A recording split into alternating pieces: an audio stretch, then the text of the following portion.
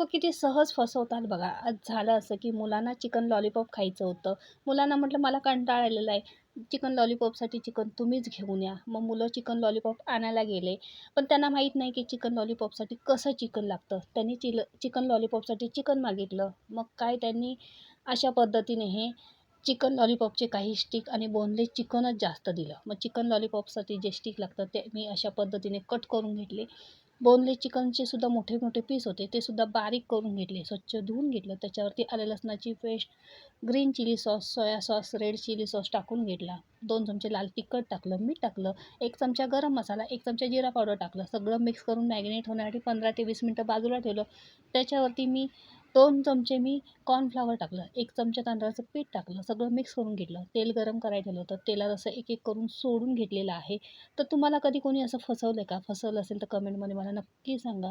पण हे खरंच चिकन लॉलीपॉप चवीला एवढे भारी झाले होते. तुम्हाला जर आवडले असेल तर तुम्ही सुद्धा नक्की ट्राय करून बघा.